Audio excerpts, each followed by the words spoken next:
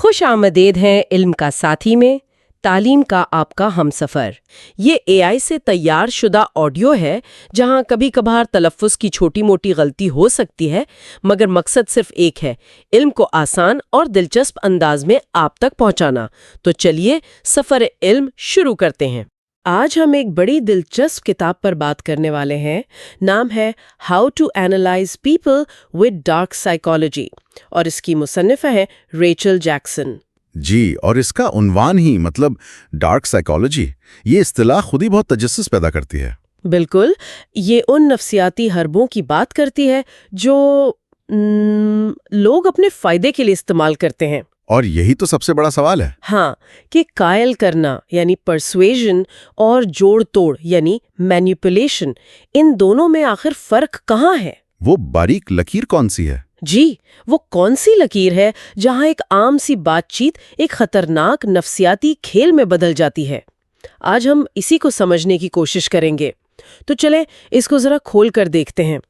کتاب کا آغاز ایک بہت ہی بنیادی لیکن گہرے خیال سے ہوتا ہے کہ ہر چیز کے دو رخ ہوتے ہیں۔ بالکل، ایک مثبت اور ایک منفی۔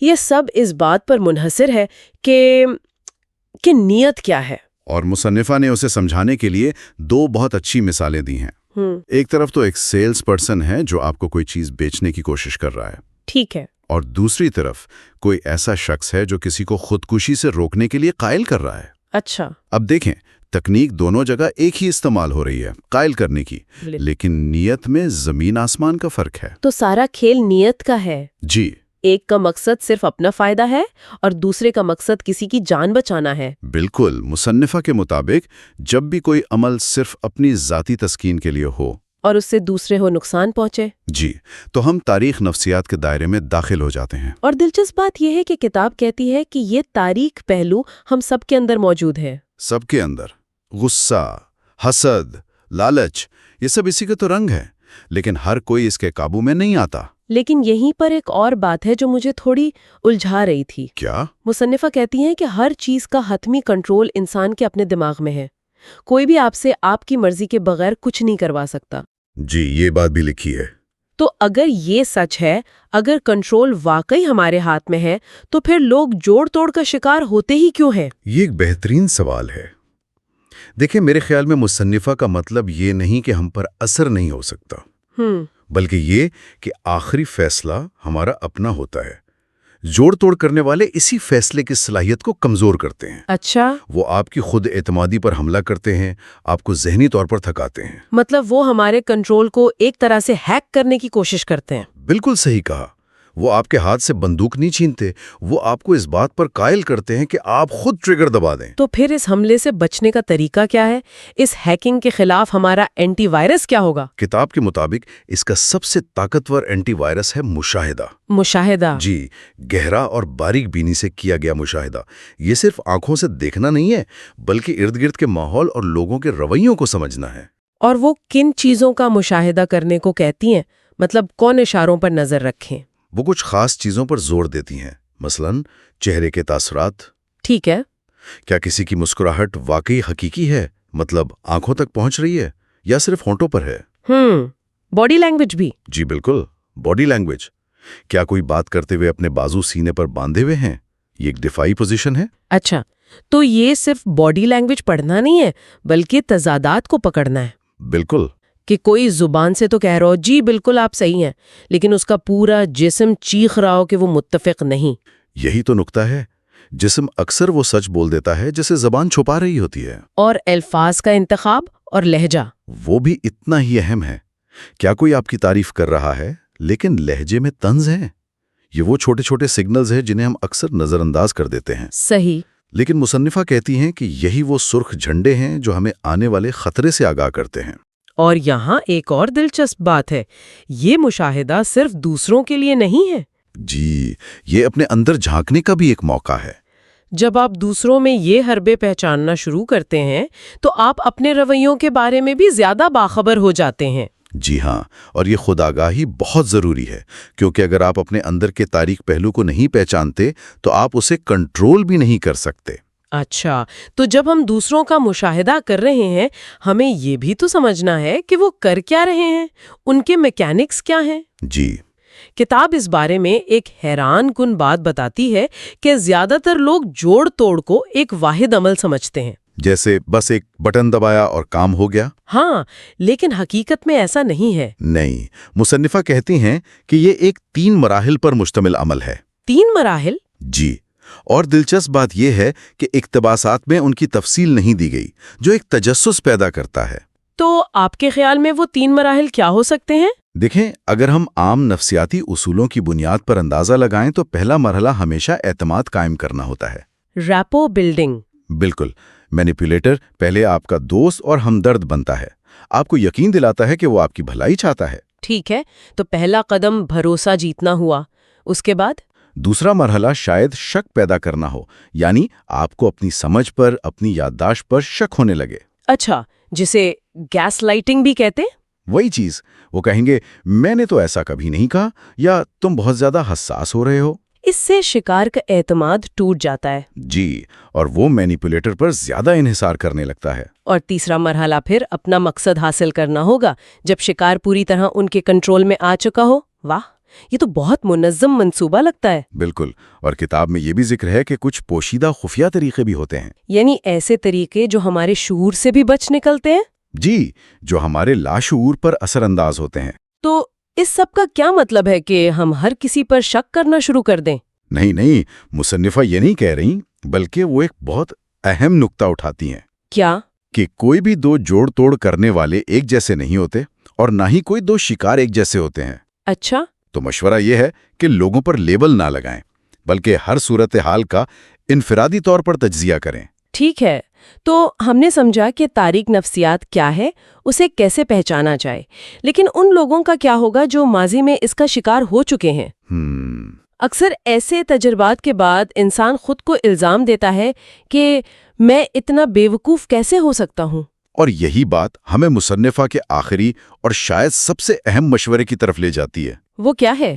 کتاب میں واضح طور پر کہا گیا ہے کہ ماضی میں جوڑ توڑ کا شکار ہونے پر خود کو الزام نہ دیں۔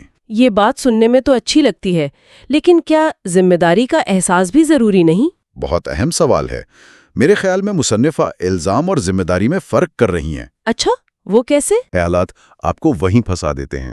یہ ایک بے بسی کا احساس ہے۔ بالکل، جبکہ ذمہ داری مستقبل کی طرف دیکھتی ہے۔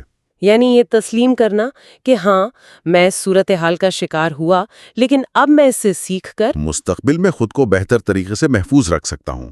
صحیح۔ مصنفہ کا پیغام صاف ہے، پچھتاوا اس سفر میں کوئی فائدہ نہیں دے گا، جو ہو گیا سو ہو گیا، اہم یہ ہے کہ اب کیا کرنا ہے۔ یہ تو بہت ہی مثبت اور بااختیار بنانے والا نقطہ ہے۔ جی، یہ اس پورے موضوع کو خوفناک ہونے کے بجائے سیکھنے کا ایک موقع بنا دیتا ہے۔ یہ صرف دوسروں سے بچنے کے بارے میں نہیں، بلکہ خود کو سمجھنے کے بارے میں بھی ہے۔ تو ریچل جیکسن کی کتاب پر ہماری آج کی گفتگو کا خلاصہ یہ ہے کہ تاریک نفسیات کوئی پراسرار قوت نہیں ہے۔ نہیں، یہ انسانی نفسیات کا ہی ایک حصہ ہے، جس میں روزمرہ کے اوزار جیسے قائل کرنا اس وقت خطرناک ہو جاتے ہیں جب ان کے پیچھے نیت ذاتی مفاد کی ہو، دوسروں کو نقصان پہنچا کر۔ اور کتاب کے مطابق اس سے نمٹنے کی کلید بیداری اور مشاہدہ ہے۔ دوسروں کے اشاروں کو سمجھنا، ان کے الفاظ اور لہجے کے تضادات کو پکڑنا، اور سب سے اہم، اپنے اندر بھی انہی رویوں پر نظر رکھنا۔ اور اگر آپ کبھی اس کا شکار ہوئے ہیں تو ماضی کو چھوڑ کر اس تجربے کو مستقبل کے لیے ایک سبق کے طور پر استعمال کرنا۔ یہ ایک فعال ذہنیت ہے۔ آخر میں سامعین کے لیے ایک سوچ چھوڑ جاتے ہیں۔ جی، کتاب میں ایک جگہ لکھا ہے کہ ایک بار جب آپ انسانی فطرت کے اس تاریک پہلو سے روشناس ہو جاتے ہیں تو واپسی کا کوئی راستہ نہیں ہوتا۔ واہ! مطلب ایک بار جب آپ یہ جان لیتے ہیں کہ لوگ اس حد تک جا سکتے ہیں تو آپ دنیا کو پہلے کی طرح معصومیت سے نہیں دیکھ سکتے۔ تو کیا اس کا مطلب معصومیت کا کھو جانا ہے، یا یہ انسانی فطرت کی ایک نئی، زیادہ پیچیدہ اور شاید زیادہ حقیقی سمجھ حاصل کرنا ہے جسے پھر بھلایا نہیں جا سکتا؟ اگر پوڈ کاسٹ سنتے سنتے آپ کا دماغ ہاں یار یہ تو کمال کا کانٹینٹ ہے کہہ رہا ہے تو بھائی پھر لائک ضرور کرو، شیئر کر دو دوستوں کے ساتھ، اور ہاں سبسکرائب کا بٹن دبانا مت بھولنا، ورنہ اگلی دفعہ یہ علم کا خزانہ مس بھی ہو سکتا ہے۔ بالکل. تو آئیے اس ذہنی جادوگری کے پیچھے کی سائنس کو سمجھتے ہیں. مواد کا پہلا حصہ اس کی بنیاد رکھتا ہے جسے وہ باب 1 ذہنی تسلط کا عنوان دیتا ہے. تو یہ ذہنی تسلط آخر ہے کیا؟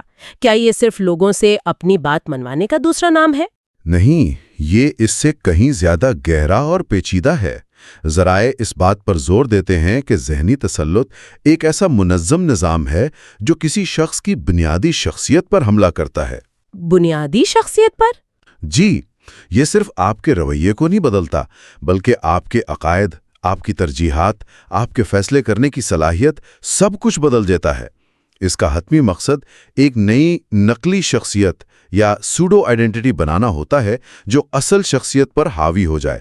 یہ نقلی شخصیت کا تصور تھوڑا خوفناک ہے. تو کیا اس کا مطلب یہ ہے کہ یہ آپ کے دماغی آپریٹنگ سسٹم پر ایک نیا سافٹ ویئر انسٹال کرنے جیسا ہے جو پرانے پروگرامز کو پس پشت ڈال دیتا ہے؟ اور سب سے بڑی بات، کیا اس شخص کو خود اس کا احساس ہوتا ہے؟ بالکل صحیح ہے. اور نہیں، یہی اس کا سب سے خطرناک پہلو ہے. یہ عمل اتنا آہستہ اور خفیہ ہوتا ہے کہ متاثرہ شخص کو احساس تک نہیں ہوتا کہ اسے کنٹرول کیا جا رہا ہے. اسے یہی لگتا ہے کہ یہ نئے خیالات، یہ نئے فیصلے سب اس کے اپنے ہیں. وہ اپنی مرضی سے کام کر رہا ہے، جبکہ حقیقت میں وہ اس اسکرپٹ پر چل رہا ہوتا ہے جو کوئی اور لکھ چکا ہے. لیکن یہاں ایک حیران کن بات بھی لکھی ہے. مواد کہتا ہے کہ اس کے مثبت استعمال بھی ہو سکتے ہیں، جیسے نشے کے عادی افراد کی مدد کرنا. یہ بات ہضم کرنا تھوڑا مشکل ہے. جی، اور یہ نقطہ سمجھنا بہت ضروری ہے. یہ ٹیکنیکیں بذات خود اچھی یا بری نہیں ہوتی. ان کا استعمال انہیں اچھا یا برا بناتا ہے. یہ کوئی پر اسرار جادو نہیں، بلکہ نفسیات کے اصولوں، الفاظ کے استعمال اور گروہی دباؤ کا ایک مجموعہ ہے، جسے اس طرح ترتیب دیا جاتا ہے کہ متاثرہ شخص مکمل طور پر جوڑ توڑ کرنے والے پر انحصار کرنے لگے. تھراپی میں یہی انحصار مثبت تبدیلی کے لیے استعمال ہوتا ہے. اچھا، تو اب کچھ ٹھوس تکنیکوں پر بات کرتے ہیں. ایک چیز جو ہمیشہ مجھے فلموں کی طرح لگتی تھی وہ ہے سبلیمنل میسیجنگ یا لاشعوری پیغام رسانی. کیا یہ واقعی کوئی چیز ہے یا صرف ایک تھیوری؟ مواد اس کے بارے میں کیا کہتا ہے؟ یہ ایک حقیقی تصور ہے، لیکن اس کی افادیت پر بہت بحث ہے. اس کا بنیادی خیال یہ ہے کہ ایسے بصری یا سمیع پیغامات بھیجے جائیں جو آپ کے شعوری ذہن کو بائی پاس کر جائیں. جیسے سنیما میں ایک فریم کے لیے پاپ کارن کھاؤ کی تصویر دکھا دینا. اچھا. آپ کی آنکھیں سے شعوری طور پر نہیں دیکھ پاتی، لیکن آپ کا لاشعور اسے پکڑ لیتا ہے. پرانی کہانیوں کے مطابق اس سے پاپ کارن کی فروخت بڑھ گئی تھی، حالانکہ بعد میں اس دعوے کو رد کر دیا گیا تھا.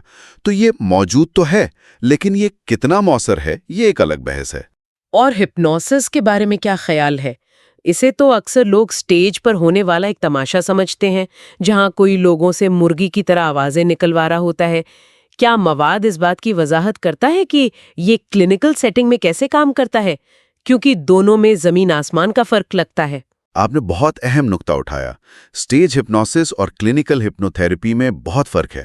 مواد کے مطابق یہ ایک ایسا آلہ ہے جس میں ماہرین آپ کے شعوری اور تجزیاتی ذہن، جو ہر وقت سوال کرتا رہتا ہے، اسے ایک طرف کر کے براہ راست آپ کے لاشعوری ذہن تک پہنچتے ہیں. اچھا. اس کا مقصد مثبت خیالات ڈالنا یا پرانے منفی عقائد کو بدلنا ہے. یہ کوئی جادو نہیں، بلکہ نیورو سائنس ہے.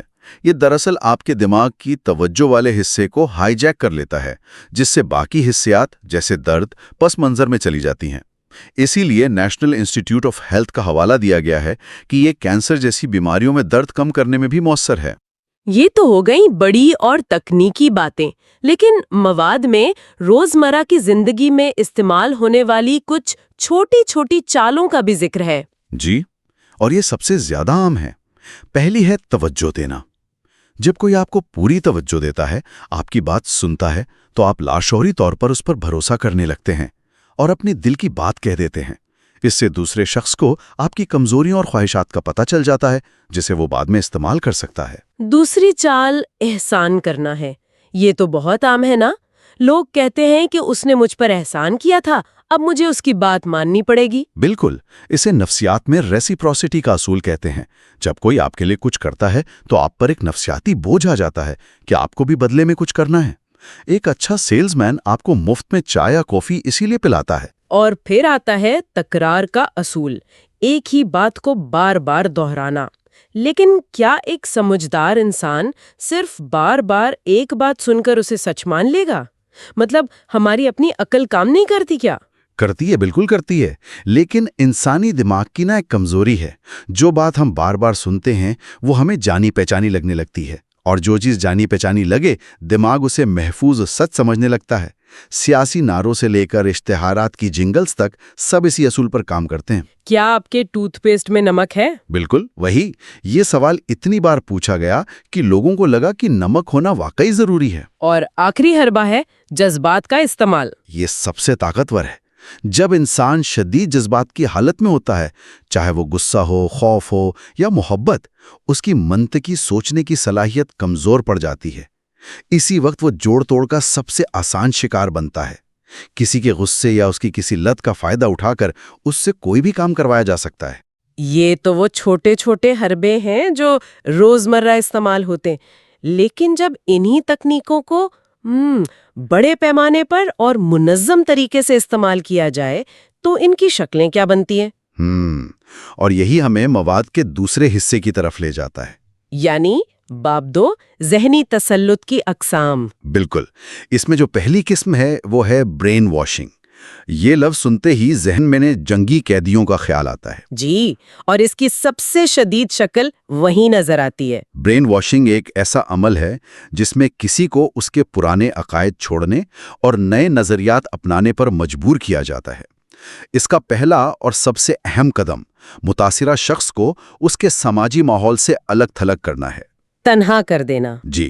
اس کے بعد اس کے موجودہ عقائد پر حملہ کیا جاتا ہے، اسے احساس جرم اور شرمندگی میں مبتلا کیا جاتا ہے کہ وہ کتنا غلط تھا۔ جب وہ ذہنی طور پر ٹوٹ جاتا ہے تب آہستہ آہستہ ایک نیا عقیدہ نظام متعارف کرایا جاتا ہے جسے وہ نجات کا راستہ سمجھ کر قبول کر لیتا ہے۔ مواد میں ایک دلچسپ مثال دی گئی ہے کہ جب کوئی شخص ایک ملک سے دوسرے ملک منتقل ہوتا ہے تو وہ بھی ایک طرح کی ہلکی پھلکی برین واشنگ سے گزرتا ہے تاکہ نئے معاشرے میں خود کو ڈھال سکے۔ جی، یہ اس کی ایک نرم شکل ہے جسے ہم ثقافتی ہم آہنگی کہتے ہیں، لیکن اس کی سخت شکل میں یہ عمل مہینوں یا سالوں تک جاری رہ سکتا ہے، جس کا مقصد انسان کی پرانی شناخت کو مکمل طور پر مٹا کر ایک نئی شناخت بنانا ہوتا ہے۔ اچھا، اگلی قسم ہے ہیرا پھیری یعنی مینیپولیشن۔ یہ برین واشنگ سے کیسے مختلف ہے؟ یہ تو بہت عام لفظ لگتا ہے۔ یہ برین واشنگ کی طرح مکمل شناختی تبدیلی نہیں، بلکہ یہ ایک سماجی طاقت ہے جو دوسروں کے رویے یا سمجھ کو خفیہ اور اکثر توہین آمیز طریقوں سے تبدیل کرتی ہے۔ اچھا، اس میں سب سے خطرناک بات یہ ہے کہ جوڑ توڑ کرنے والے میں ہمدردی نہیں ہوتی، اسے اپنی شکار کی تکلیف کا احساس نہیں ہوتا۔ تو کیا یہ وہی چیز ہے جسے آج کل گیس لائٹنگ کہتے ہیں؟ جہاں شکار کو یہ محسوس کروایا جاتا ہے کہ جیسے وہ خود پاگل ہو رہا ہے۔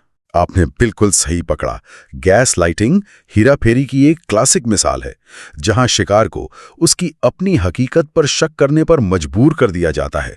ہیرا پھیری کرنے والا کہے گا، ایسا تو کبھی ہوا ہی نہیں، تم خود سے کہانیاں بنا رہے ہو۔ آہستہ آہستہ متاثرہ شخص اپنی یادداشت اور ذہنی صحت پر شک کرنے لگتا ہے اور مکمل طور پر جوڑ توڑ کرنے والے پر انحصار کرنے لگتا ہے۔ تیسری قسم ہے ترغیب یا پرسویژن۔ یہ تو ہم سب کرتے ہیں اپنی روزمرہ کی زندگی میں، تو کیا یہ بھی ذہنی تسلط ہے؟ جی، لیکن یہ اس اسپیکٹرم کے نرم سرے پر آتی ہے۔ ترغیب کسی کے رویوں، خیالات یا عقائد کو تبدیل کرنے کا عمل ہے، اور یہ ہر جگہ ہے، سیلز پچ میں، سیاسی مہم میں، اشتہارات میں، ہر جگہ۔ جی۔ مواد اس کی دو قسمیں بتاتا ہے۔ ایک ہے سسٹمک پرسویژن جو منطق، حقائق اور دلائل پر مبنی ہوتی ہے۔ دوسری ہے ہیورسٹک پرسویژن جو جذبات، احساسات اور شارٹ کٹس پر مبنی ہوتی ہے۔ مجھے یاد ہے ایک بار میں ایک سیلز مین کی باتوں میں آ گئی تھی اور ایک مہنگی چیز خرید لی تھی جس کی مجھے ضرورت نہیں تھی۔ اب سمجھ آ رہا ہے کہ وہ یہی ہیورسٹک پرسویژن کی تکنیک استعمال کر رہا تھا۔ اس نے منطق سے نہیں، میرے جذبات سے اپیل کی تھی۔ بالکل، وہ آپ کو یہ احساس دلاتا ہے کہ یہ چیز خرید کر آپ کتنے خاص یا کامیاب محسوس کریں گے۔ تو برین واشنگ تو بہت شدید لگتی ہے، لیکن کیا روزمرہ کی زندگی میں اشتہارات کے ذریعے ہونے والی یہ ترغیب زیادہ خطرناک نہیں، کیونکہ ہم اسے پہچان ہی نہیں پاتے اور خوشی خوشی اس کا شکار ہوتے ہیں؟ یہ ایک بہت گہرا سوال ہے. شاید اس کا اثر زیادہ وسیع ہوتا ہے کیونکہ یہ ہماری زندگی کا حصہ بن چکا ہے. اچھا، آخری قسم ہے دھوکہ دہی یعنی ڈسیپشن. یہ ہیرا پھیری سے کیسے مختلف ہے؟ دھوکہ دہی کا مطلب ہے غلط معلومات پھیلانا، چاہے وہ مکمل جھوٹ ہو یا آدھا سچ.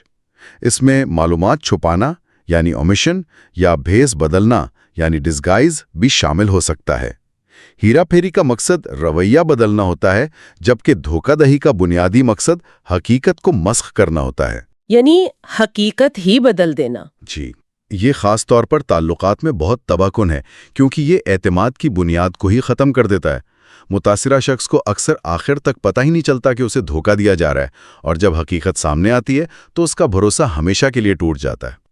تو اس ساری گفتگو کا خلاصہ یہ نکلتا ہے کہ ذہنی تسلط کوئی ایک چیز نہیں بلکہ اثر اور رسوخ کا ایک پورا سمندر ہے.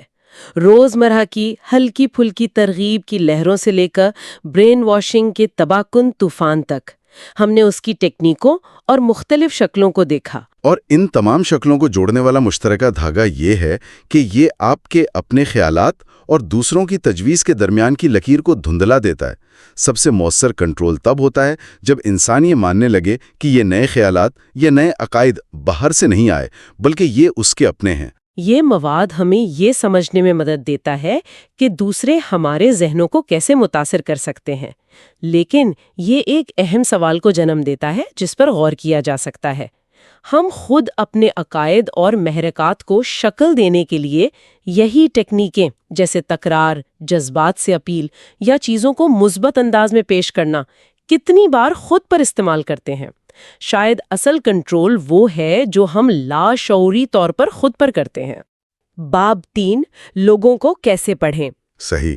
اور اس میں سب سے پہلے چہرے پر، خاص طور پر آنکھوں پر توجہ دی گئی ہے. کیا یہ سچ ہے کہ آنکھیں واقعی روح کی کھڑکی ہوتی ہیں؟ ایک طرح سے ہاں. خاص طور پر آنکھوں کی پتلیاں یعنی پیوپلز، یہ وہ حصہ ہے جس پر ہمارا کوئی کنٹرول نہیں. اچھا. جب ہمارا دماغ کسی چیز میں دلچسپی لیتا ہے یا اسے پسند کرتا ہے تو پتلیاں پھیل جاتی ہیں، اور جب ہم بوریت محسوس کرتے ہیں تو وہ سکڑ جاتی ہیں. یہ ایک بہت ہی ایماندار رد عمل ہے. واہ. اور پلک جھپکنے کا کیا معاملہ ہے؟ وہ بھی ایک بہت بڑا اشارہ ہے. عام طور پر ہم 1 منٹ میں 6 سے 10 بار پلکیں جھپکتے ہیں، لیکن جب ہم کسی چیز پر پوری طرف فوکسڈ ہوتے ہیں تو یہ رفتار بہت کم ہو جاتی ہے. یعنی اگر کوئی میٹنگ میں آپ کی بات سنتے ہوئے پلکیں کم جھپکا رہا ہے تو مطلب وہ پوری طرح متوجہ ہے؟ بالکل. یہ دلچسپی کا ایک بہت واضح اشارہ ہو سکتا ہے. یہ تو بہت دلچسپ بات ہے. اچھا، سر کی حرکت کے بارے میں کیا؟ یہ تو ہمارے کنٹرول میں ہوتی ہے نا؟ ہاں ہوتی ہے، لیکن اکثر لاشعوری طور پر کام کرتی ہے. جیسے اگر کوئی نیچے دیکھ رہا ہو اور آپ کی بات پر اچانک سر اٹھائے تو اس کا مطلب ہے کہ آپ نے اس کی توجہ حاصل کر لی ہے. اچھا. اور سر کو ایک طرف جھکانا دلچسپی اور تجسس کی ایک بہت عام علامت ہے. جیسے کوئی کتا کسی نئی آواز پر کرتا ہے؟ بالکل وہی مثال ہے. یہ ظاہر کرتا ہے کہ وہ شخص آپ کی بات کو سمجھنے کی کوشش کر رہا ہے. البتہ یہ کبھی کبھی شک کی علامت بھی ہو سکتا ہے. ٹھیک ہے، تو سر سے ہمیں توجہ کا اندازہ ہوتا ہے، لیکن جب جذبات زیادہ شدید ہوں جیسے غصہ یا گھبراہٹ تو اکثر ہمارے ہاتھ کہانی سنانا شروع کر دیتے ہیں. آپ نے بالکل صحیح نقطہ پکڑا. ہاتھ ہمارے جذبات کا سمجھیں ایک بیرومیٹر ہیں. مثال کے طور پر کندھے اچکانا، جسے ہم شرگ کہتے ہیں، یہ ایک عالمگیر علامت ہے کہ مجھے نہیں معلوم. لیکن کیا اسے آسانی سے جھوٹا بھی نہیں جا سکتا؟ بہت اچھا سوال ہے. فرق وقت اور ہم آہنگی میں ہے. ایک حقیقی شرگ میں ہتھیلیاں کھلی ہوتی ہیں، کندھے اوپر اٹھتے ہیں اور بھویں بھی اٹھتی ہیں. یعنی پورا جسم ایک ساتھ کام کرتا ہے. بالکل. جبکہ ایک جھوٹا شرگ اکثر صرف کندھوں تک محدود ہوتا ہے اور بات کہنے کے تھوڑی دیر بعد آتا ہے. اچھا. اور بند مٹھیوں کا کیا مطلب ہے؟ بند مٹھیاں دبے ہوئے جذبات کی واضح علامت ہیں. اس کا مطلب اکثر یہ ہوتا ہے کہ انسان غصہ یا مایوسی جیسے جذبات کو اندر ہی دبا رہا ہے. اور کھلے ہاتھ؟ کھلے ہاتھ اور پرسکون ہتھیلیاں اعتماد اور کھلے پن کو ظاہر کرتی ہیں. اور مسافہ ہے یعنی ہینڈ شیک کے بارے میں بھی مواد میں ذکر ہے. یہ پہلی ملاقات میں تاثر قائم کرنے کا ایک اہم حصہ ہے. جی بالکل، ایک مضبوط، پر اعتماد اور خشک مصافحہ قابلیت اور بھروسے کی علامت سمجھا جاتا ہے، لیکن یہاں ثقافتی فرق کو یاد رکھنا بہت ضروری ہے. صحیح. جیسا کہ کتاب میں بتایا گیا ہے، ہندوستان یا کئی مسلم ممالک میں مردوں اور عورتوں کے درمیان مصافحہ عام نہیں ہے، تو اس علم کو ہمیشہ مقامی ثقافت کے تناظر میں دیکھنا چاہیے. بالکل. اچھا، جسم کے اشاروں میں ایک چیز کا ذکر مجھے بہت دلچسپ لگا، وہ ہے سپرمین پوز. جی، یہ پوز جسمانی طور پر آپ کو بڑا دکھاتا ہے. اچھا. جانوروں کی دنیا میں بھی ایسا ہی ہوتا ہے. جب کوئی جانور اپنے علاقے کا دفاع کرتا ہے تو وہ خود کو بڑا دکھانے کی کوشش کرتا ہے. اور سانس لینے کا انداز؟ سانس لینے کا انداز بھی ہماری اندرونی حالت کا پتہ دیتا ہے.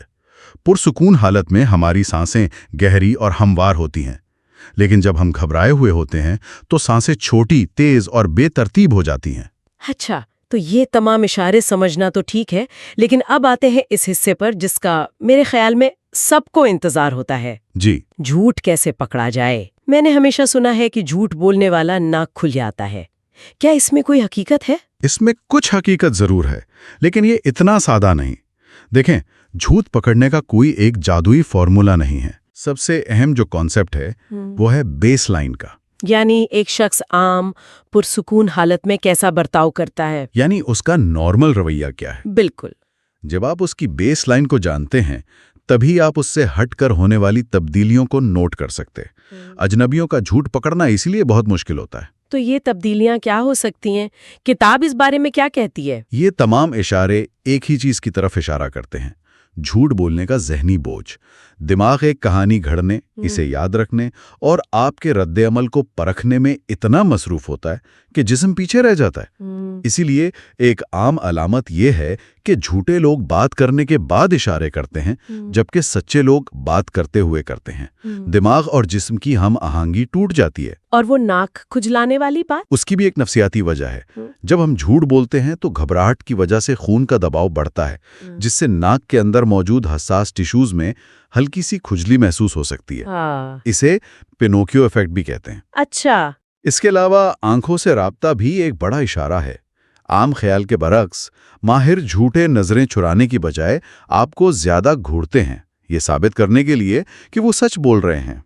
تو اس کا مطلب ہے کہ ہمیں کسی ایک اشارے پر نہیں بلکہ اشاروں کے ایک کلسٹر پر توجہ دینی چاہیے جو اس شخص کی عام حالت سے مختلف ہو. بالکل. جیسے پیشانی اور ناک کے ارد گرد پسینہ آنا، گھبراہٹ میں آواز کا پتلا یا اونچا ہو جانا، یا ہونٹوں کو اندر کی طرف بھینچنا جیسے الفاظ کو باہر آنے سے روکا جا رہا ہو. اچھا. اور کچھ لفظی اشارے بھی ہیں. جب کوئی بار بار کہے ایمانداری سے یا سچ کہوں تو یہ اس بات کی علامت ہو سکتی ہے کہ وہ آپ کو قائل کرنے کی اضافی کوشش کر رہا ہے. یا پھر لائک جیسے الفاظ کا زیادہ استعمال. جی، وہ بھی، جو یہ ظاہر کرتا ہے کہ دماغ کہانی گڑھنے کے لیے وقت لے رہا ہے. تو اب تک ہم نے جو کچھ سیکھا وہ ایک طرح کی سپر پاور ہے، لوگوں کو سمجھنے کی طاقت، لیکن ہر طاقت کی طرح اس کا بھی غلط استعمال ہو سکتا ہے. بالکل. اب ہم دیکھیں گے کہ جب یہ علم غلط ہاتھوں میں چلا جاتا ہے تو کیا ہوتا ہے. کتاب کا اگلا حصہ ہے باب 4، ڈارک سائیکالوجی کے استعمال کرنے والے. جی، اور یہ وہ حصہ ہے جہاں یہ علم تھوڑا خوفناک ہو جاتا ہے. کتاب میں ان لوگوں کا ذکر ہے جو ان تکنیکوں کو دوسروں کو کنٹرول اور گمراہ کرنے کے لیے استعمال کرتے ہیں. یہاں نفسیات کی ایک اصطلاح ڈارک ٹرائیڈ یعنی ڈارک ٹرائیڈ کا ذکر ہے، جو 3 شخصیاتی خصوصیات کا مجموعہ ہے. ڈارک ٹرائیڈ، یہ سننے میں ہی خطرناک لگ رہا ہے. یہ 3 خصوصیات کون سی ہیں؟ پہلی ہے نارسیسیت یعنی نارسسزم. یہ نام یونانی کہانی کے کردار نارسسس سے آیا ہے جو اپنے ہی عکس کے عشق میں مبتلا ہو گیا تھا. اچھا. ایسے لوگ خود کو بہت اہم سمجھتے ہیں. ان میں دوسروں کے لیے ہمدردی کی شدید کمی ہوتی ہے اور وہ تنقید برداشت نہیں کر سکتے. اور دوسری ہے میکیاویلینزم. اس ذہنیت کے لوگ اپنے مقاصد کے لیے دوسروں کو استعمال کرتے ہیں، دھوکہ دیتے ہیں اور اخلاقیات کی پرواہ نہیں کرتے. اور تیسری اور سب سے خطرناک ہے سائیکوپیتھی. اس میں سماج دشمن رویہ، جارحیت اور پچھتاوے یا ہمدردی کا مکمل فقدان شامل ہے. تو جب یہ تینوں خصوصیات ایک ہی شخص میں جمع ہو جائیں تو کیا ہوتا ہے؟ یہ تینوں مل کر ایک انتہائی خطرناک امتزاج بناتی ہیں۔ نرگسیت انہیں یہ یقین دلاتی ہے کہ وہ جو چاہیں کرنے کا حق رکھتے ہیں۔ میکیاویلینزم انہیں دوسروں کو استعمال کرنے اور دھوکہ دینے کے اوزار فراہم کرتا ہے، اور سائیکوپیتھی ان کے ضمیر کو خاموش کر دیتی ہے۔ یہ تو واقعی ایک خوفناک تصویر ہے۔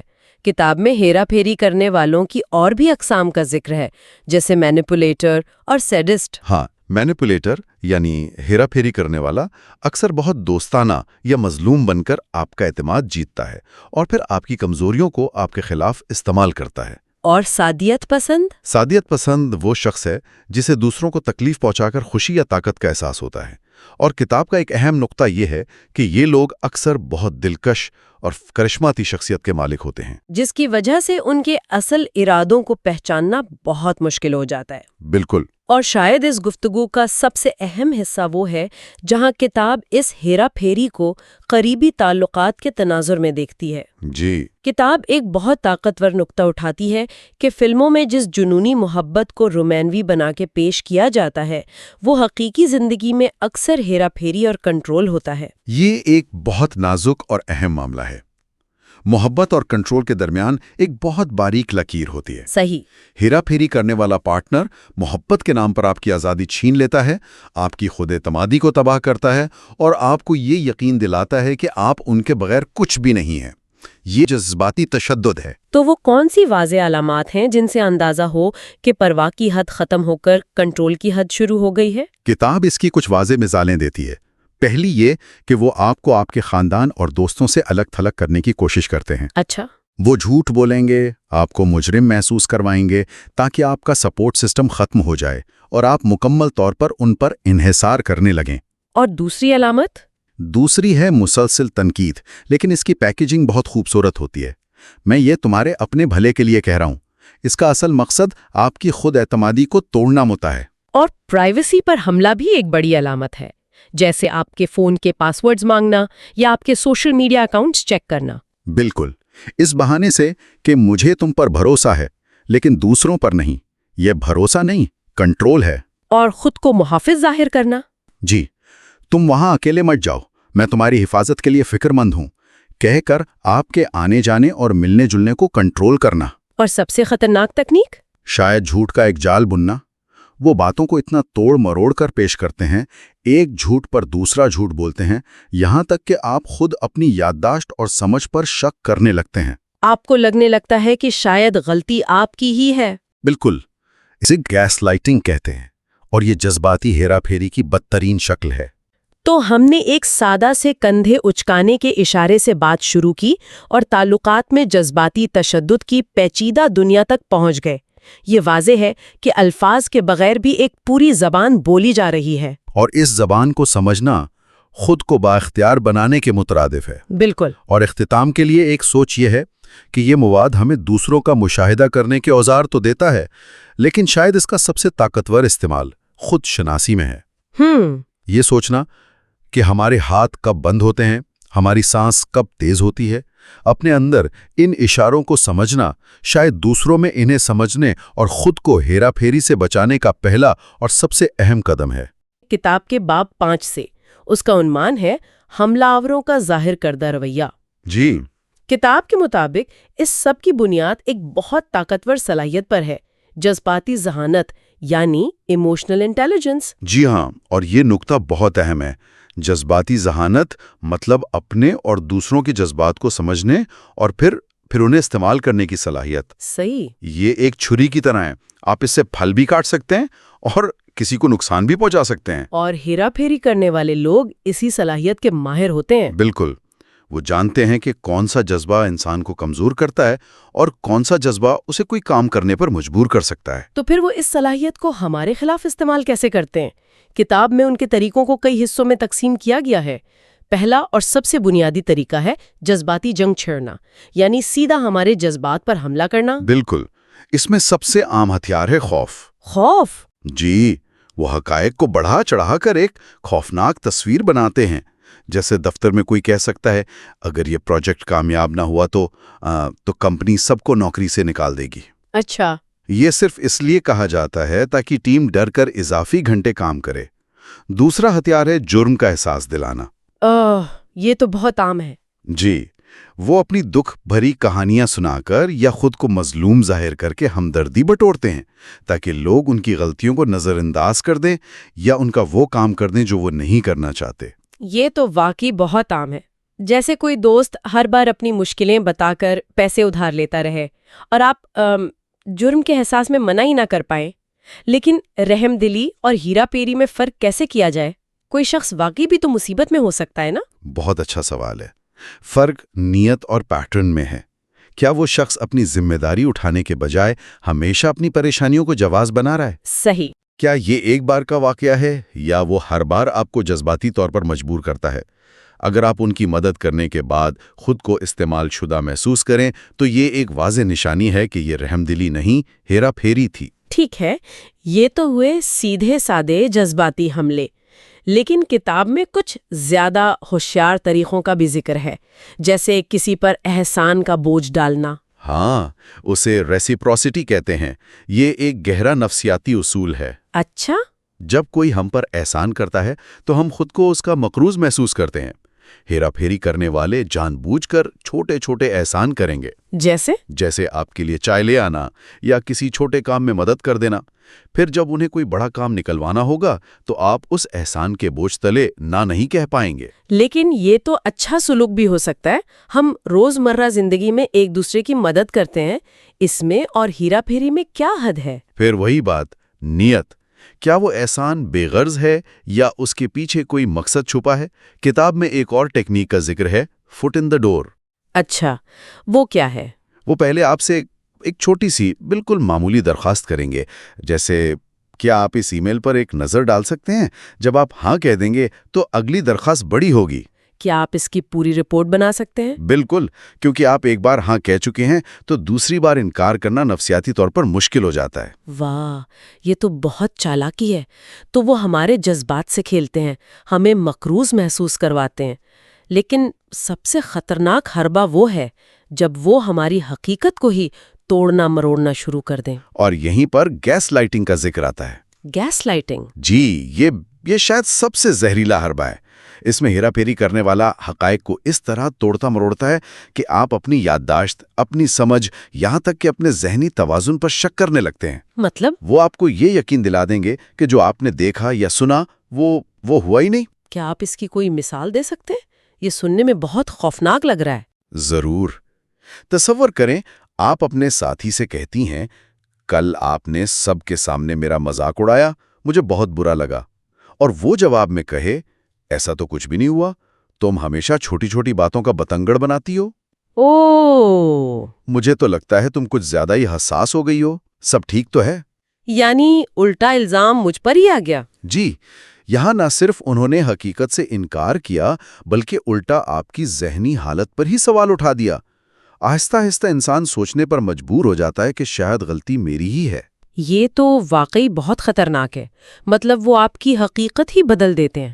اور کتاب کہتی ہے کہ یہ حربہ تاریخ کو دوبارہ لکھنے اور بڑے جھوٹ بولنے سے جڑا ہوا ہے۔ بالکل، وہ ماضی کے واقعات کو اپنی مرضی کے مطابق بدل کر پیش کریں گے، اپنی غلطیاں چھپا لیں گے اور آپ کی غلطیوں کو بڑھا چڑھا کر یاد دلائیں گے۔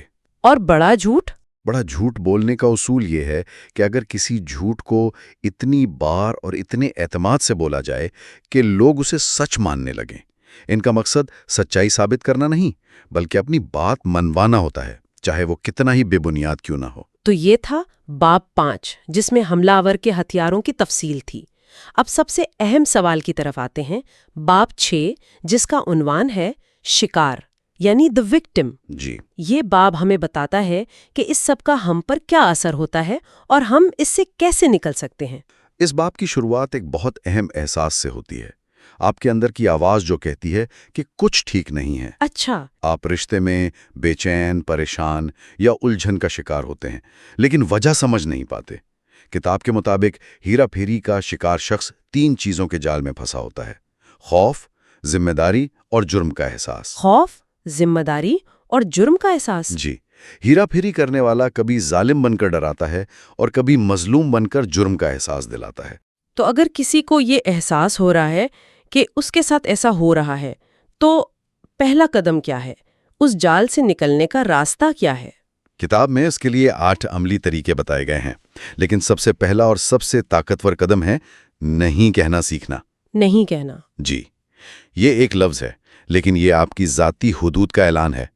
جب آپ کسی ایسی بات پر نہیں کہتے ہیں جو آپ نہیں کرنا چاہتے، تو آپ ہیرا پھیری کرنے والے سے اس کا سب سے بڑا ہتھیار چھین لیتے ہیں۔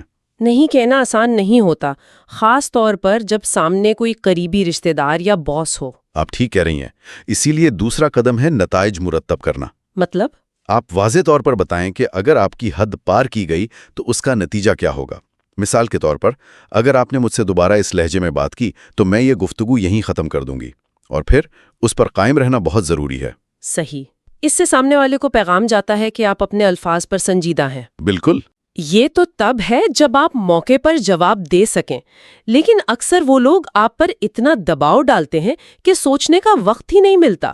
اور اسی کا حل تیسرے قدم میں ہے، سوچنے کے لیے وقت لیں۔ وقت لیں۔ جی، فوری جواب دینے کی کوئی مجبوری نہیں۔ آپ کہہ سکتے ہیں مجھے اس بارے میں سوچنے کے لیے کچھ وقت چاہیے، یا میں اس پر غور کر کے بتاؤں گا۔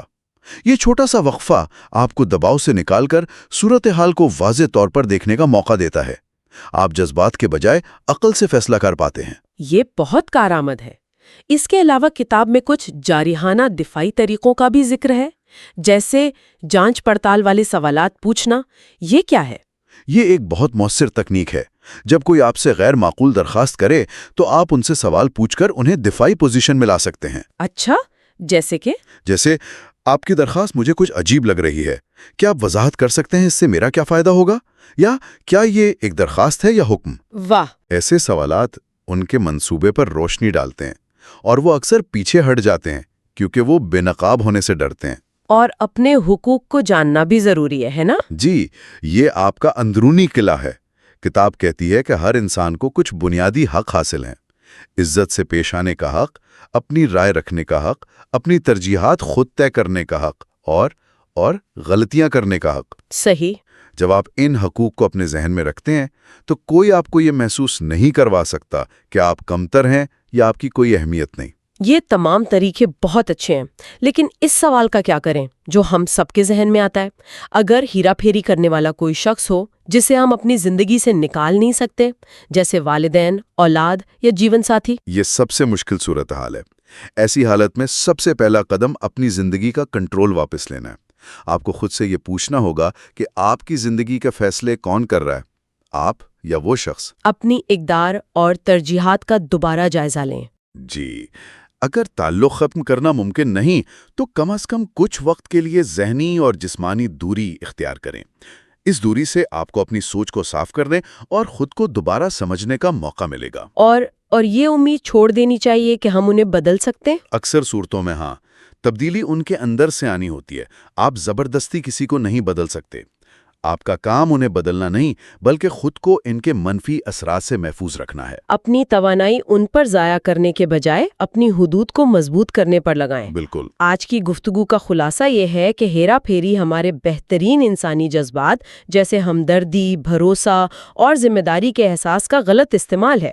ان حربوں کے پیچھے کی نفسیات کو سمجھنا اور اپنی حدود کا تعین کرنا ہی ان سے بچاؤ کا واحد راستہ ہے۔ یہ جاننا کہ نہیں کہنا آپ کا حق ہے، شاید سب سے بڑا سبق ہے۔ بالکل۔ اور جاتے جاتے سننے والوں کے لیے ایک سوچ طلب سوال چھوڑ کر جا رہا ہوں۔ ان ذرائع نے ہمیں یہ تو سکھا دیا کہ ہیرا پھیری کو کیسے پہچاننا ہے اور اس سے کیسے بچنا ہے، جی، لیکن یہ ہمیں یہ بھی بتاتے ہیں کہ ہیرا پھیری بھی کیسے کی جاتی ہے۔ تو سوال یہ پیدا ہوتا ہے کہ ہم اس بات کو کیسے یقینی بنائیں کہ ہم خود اپنی جذباتی ذہانت کا استعمال اخلاقی طور پر کر رہے ہیں۔ کہیں ہم نادانستگی میں اچھی نیت کے ساتھ اپنے پیاروں کے ساتھ یہی حربے تو استعمال نہیں کر رہے تاکہ وہ ہماری بات مان لیں۔ 7واں باب، ہیرا پھیری کیا ہے، ہیرا پھیری کیوں غلط ہے اور لوگ ہیرا پھیری کیوں کرتے ہیں۔ تو سب سے پہلے کتاب اس کی تعریف کیسے کرتی ہے؟ یہ ہے کیا چیز؟ دیکھیں، کتاب اسے ایک بہت ہی سوچا سمجھا نفسیاتی حربہ کہتی ہے۔ مطلب اس کا مقصد کسی دوسرے شخص کی سوچ، اس کے فیصلوں اور اس کے کاموں کو اپنے فائدے کے لیے کنٹرول کرنا ہوتا ہے۔ اور یہ ہوتا کیسے ہے؟ اکثر سچائی کو توڑ مروڑ کر پیش کرنے سے۔ کتاب میں اس کے لیے ایک زبردست جملہ استعمال ہوا ہے: جعلی رضامندی۔ جعلی رضامندی؟ جی، یعنی آپ سے اجازت تو لی جاتی ہے لیکن وہ اصلی نہیں ہوتی، وہ چالاکی سے حاصل کی جاتی ہے۔ اچھا، لیکن کتاب یہ بھی کہتی ہے کہ یہ ایک سیکھی ہوئی مہارت ہے اور ہماری روزمرہ زندگی کا حصہ ہے، تو کیا اس کا مطلب یہ ہوا کہ ہر طرح کا اثر و رسوخ ہیرا پھیری ہے؟ مثلاً اگر کوئی اپنے دوست کو سگریٹ چھوڑنے کے لیے قائل کرے تو کیا وہ بھی ہیرا پھیری کر رہا ہے؟ یہ بہت زبردست سوال ہے۔ یہی وہ باریک لکیریں جسے سمجھنا ضروری ہے۔ کتاب کہتی ہے کہ سماجی اثر و رسوخ اور ہیرا پھیری میں فرق ہے۔ آپ کی مثال، یعنی کسی کو سگریٹ چھوڑنے میں مدد کرنا، ایک مثبت سماجی اثر ہے۔ یہ ہیرا پھیری تب بنتی ہے جب نیت دھوکہ دینا اور اپنا کوئی ذاتی فائدہ حاصل کرنا ہو۔ اچھا، مارکیٹنگ اس کی بہترین مثال ہے۔ ایک اشتہار آپ کو کوئی چیز خریدنے پر قائل کرتا ہے، لیکن وہ صرف اس چیز کے بہترین پہلو دکھا کر آپ کے جذبات کو ابھارتا ہے۔ وہ آپ کو یہ کبھی نہیں بتائے گا کہ اس چیز کے نقصانات کیا ہیں۔ کبھی نہیں۔ اور یہیں آ کر معاملہ تھوڑا پیچیدہ ہو جاتا ہے۔ اخلاقیات کا سوال، کیا ہیرا پھیری کبھی اچھی بھی ہو سکتی ہے؟ کتاب میں سگریٹ نوشی کے خلاف اشتہارات کا ذکر ہے، جہاں خوفناک تصویریں دکھائی جاتی ہیں۔ مقصد تو اچھا ہے، لوگوں کی صحت بچانا، لیکن طریقہ، کیا یہ بھی ہیرا پھیری نہیں؟ بالکل، یہی وہ اخلاقی سوال ہے جسے کتاب اٹھاتی ہے۔ نتیجہ بھلے ہی مثبت ہو، لوگوں کی صحت بہتر ہو رہی ہے، لیکن طریقہ تو جذباتی ہیرا پھیری والا ہی ہے۔ کتاب یہ سوال پوچھتی ہے کہ آخر کسی ایک شخص کو یہ حق کیسے مل جاتا ہے کہ وہ یہ طے کرے کہ دوسرے کے لیے کیا بھلا ہے، اور پھر اس بھلائی کے لیے اسے دھوکے سے قائل کرے۔ تو پھر فرق کیسے کیا جائے مثبت قائل کرنے اور منفی ہیرا پھیری میں؟ فرق 3 چیزوں سے واضح ہوتا ہے۔ اول، نیت کیا ہے۔ دوم، بات میں کتنی سچائی ہے۔ اور سوم، جس شخص کو قائل کیا جا رہا ہے اس کا حقیقی فائدہ ہے یا نہیں۔ ٹھیک ہے، تو پھر لوگ اس چال میں پھنستے کیوں ہیں؟ ایسی کیا کمزوری ہے ہم میں جو ہیرا پھیری کرنے والوں کو موقع دیتی ہے؟ اس کی 2 بنیادی وجوہات بتائی گئی ہیں۔ پہلی ہے تکلیف سے بچنا۔ ہم میں سے کوئی بھی شرمندگی، خوف یا احساس کمتری محسوس نہیں کرنا چاہتا۔ ہیرا پھیری کرنے والا اسی دکھتی رگ پر ہاتھ رکھتا ہے۔ اور دوسری وجہ ہے خوشی کی تلاش۔ ہم سب کو تعریف، محبت، توجہ اور کامیابی کی خواہش ہوتی ہے۔ وہ ہمیں اسی چیز کا لالچ دیتا ہے۔ تو جس شخص کو خود پر اعتماد نہیں ہوتا وہ آسان شکار بنتا ہے۔ بالکل، کتاب کے مطابق جس شخص کو خود پر اعتماد نہیں ہوتا یا وہ اپنی پہچان کے بارے میں غیر یقینی ہوتا ہے، وہ سب سے آسان شکار بنتا ہے۔ لیکن لوگ ایسا کرتے کیوں ہیں؟ کیا یہ سب کچھ ہمیشہ دولت یا طاقت کے لیے ہوتا ہے؟ یہ ایک گہرا نقطہ ہے۔ کتاب کہتی ہے کہ نیتیں مختلف ہو سکتی ہیں۔ کچھ لوگ شعوری طور پر یہ سب کرتے ہیں، جیسے دولت یا طاقت حاصل کرنے کے لیے، جیسا کہ سیاستدان ووٹ لینے کے لیے کرتے ہیں۔ کچھ لوگ اپنی ساکھ بچانے کے لیے کرتے ہیں، یعنی اپنی غلطیوں اور کمزوریوں پر پردہ ڈالنے کے لیے۔ اچھا، کچھ لوگ رشتوں میں عدم تحفظ کی وجہ سے اپنے پارٹنر کو کنٹرول کرنے کے لیے ایسا کرتے ہیں۔ اور ہاں، کچھ لوگ صرف اپنی انا کی تسکین کے لیے کرتے ہیں۔ انہیں دوسروں کو اپنے اشاروں پر نچانے میں مزہ آتا ہے۔ اس کی کوئی حقیقی مثال بھی دی گئی ہے کتاب میں؟ کوئی ایسا واقعہ جو دکھائے کہ یہ چیز کتنی خطرناک ہو سکتی ہے؟ جی، اور وہ مثال رونگٹے کھڑے کر دینے والی ہے، جونز ٹاؤن کا واقعہ۔ جم جونز ایک فرقے کا لیڈر تھا جس نے ان تمام تکنیکوں کو انتہا تک پہنچا دیا۔ اس نے پہلے غریب اور پریشان حال لوگوں کو سہارا دینے کا وعدہ کیا، یعنی ان کی خوشی کی تلاش والی کمزوری کا فائدہ اٹھایا۔ صحیح۔ پھر اس نے ایک اندرونی حلقہ بنایا جس سے باہر رہ جانے کا خوف پیدا ہوا۔ اس نے لوگوں کو ان کے خاندانوں سے کاٹ دیا اور ان پر مکمل سماجی دباؤ ڈالا۔ وہ خود کو ان کا واحد نجات دہندہ بنا کر پیش کرتا تھا۔ اور اس کا نتیجہ؟ اس کا نتیجہ یہ نکلا کہ 1978 میں اس کے حکم پر 900 سے زیادہ لوگوں نے اجتماعی خودکشی کر لی۔ یا خدا! یہ واقعہ ظاہر کرتا ہے کہ یہ بظاہر چھوٹی چھوٹی ٹیکنیکیں جب مل کر استعمال ہوں تو کتنی تباہ کن ثابت ہو سکتی ہیں۔ یہ تو واقعی خوفناک ہے۔ تو یہ سمجھنا کہ لوگ ہیرا پھیری کیوں کرتے ہیں ایک بات ہے، لیکن اصل طاقت تو یہ جاننے میں ہے کہ وہ یہ کرتے کیسے ہیں۔ کتاب کا اگلا حصہ اسی پر ہے۔ آئیے 8ویں باب ہیرا پھیری کے حربے پر بات کرتے ہیں۔ اس میں تو بہت سے طریقوں کی فہرست ہے۔ آئیے کچھ سب سے عام اور دلچسپ طریقوں پر بات کرتے ہیں۔ بالکل، کیونکہ یہ وہ اوزار ہیں جو روزمرہ کی زندگی میں استعمال ہوتے ہیں۔ کتاب کچھ بڑے پیمانے کے حربوں سے شروع کرتی ہے۔ ایک ہے توجہ ہٹانے کی حکمت عملی۔ اس میں حکومتیں یا بڑے ادارے عوام کی توجہ اصل مسائل جیسے مہنگائی یا بے روزگاری سے ہٹانے کے لیے غیر ضروری خبروں یا تفریح کا سیلاب لے آتے ہیں تاکہ لوگ اصل مدعے کو بھول جائیں۔ اور دوسرا حربہ جو مجھے بہت دلچسپ لگا وہ ہے مسائل پیدا کریں اور پھر حل پیش کریں۔ یہ تو کسی فلم کے ولن کی چال لگتی ہے۔ لیکن یہ حقیقی دنیا میں بھی استعمال ہوتی ہے۔ اس میں ہیرا پھیری کرنے والا پہلے خود ایک مسئلہ کھڑا کرتا ہے یا کسی چھوٹے مسئلے کو بہت بڑا بنا کر پیش کرتا ہے۔ جب لوگ گھبرا جاتے ہیں تو وہ خود کو ایک ہیرو کے طور پر پیش کرتا ہے جو اس مسئلے کا واحد حل پیش کر رہا ہے۔ تو چونکہ لوگ پہلے ہی خوف زدہ ہوتے ہیں اس لیے وہ اس کے پیش کردہ حل کو چاہے وہ کتنا ہی سخت کیوں نہ ہو قبول کر لیتے ہیں۔ بالکل۔ یہاں ایک اور حربے کا ذکر ہے، انہیں حقائق اور اعداد و شمار میں ڈبو دیں۔ یہ مجھے کسی دفتری میٹنگ یا پیشہ ورانہ بحث میں استعمال ہوتا ہوا لگتا ہے۔ میں نے خود کو کئی بار ایسی صورتحال میں پایا ہے۔ آپ نے بالکل صحیح پکڑا۔ اسے کتاب دانشورانہ دھونز کہتی ہے۔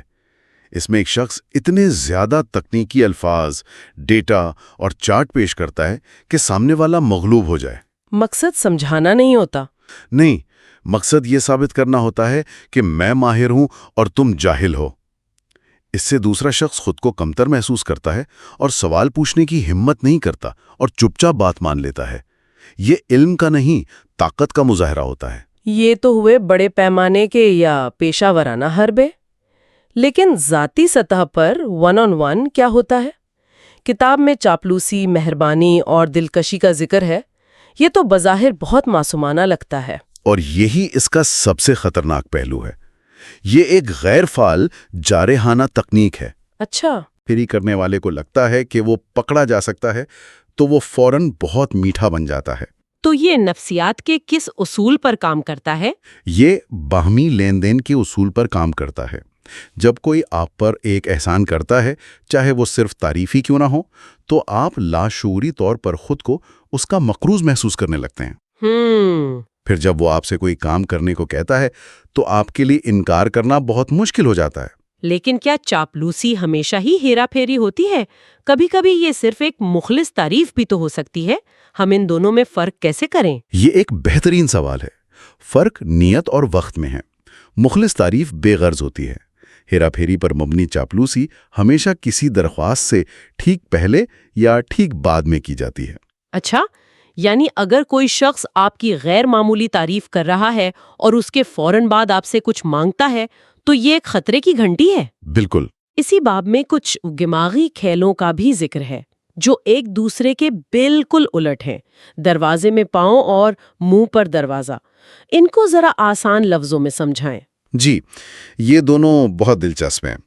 دروازے میں پاؤں کی تکنیک میں ہیرا پھیری کرنے والا پہلے آپ سے ایک بہت چھوٹی معمولی سی درخواست کرتا ہے جسے آپ آسانی سے مان لیتے ہیں۔ جیسے؟ مثال کے طور پر، کیا آپ اس پٹیشن پر دستخط کر سکتے ہیں؟ جب آپ وہ مان جاتے ہیں تو پھر کچھ دن بعد وہ اپنی بڑی اصل درخواست لے کر آتا ہے، جیسے کیا آپ ہمارے مقصد کے لیے چندہ دیں گے؟ اچھا، تو چونکہ آپ ایک بار ہاں کہہ چکے ہوتے ہیں تو آپ کا دماغ اپنے پچھلے فیصلے کے ساتھ مستقل رہنا چاہتا ہے۔ بالکل۔ آپ خود کو ایک مددگار شخص کے طور پر دیکھنے لگتے ہیں، اس لیے دوسری بار بھی ہاں کہنے کا امکان بڑھ جاتا ہے۔ ٹھیک ہے، یہ ہمارے مستقل مزاجی کی ضرورت پر کام کرتا ہے۔ اور منہ پر دروازہ؟ اور رعایت کے احساس پر حملہ کرتا ہے۔ اس میں کوئی شخص پہلے آپ سے ایک بہت بڑی غیر معقول درخواست کرتا ہے جس کے بارے میں وہ جانتا ہے کہ آپ یقیناً انکار کریں گے۔ اچھا؟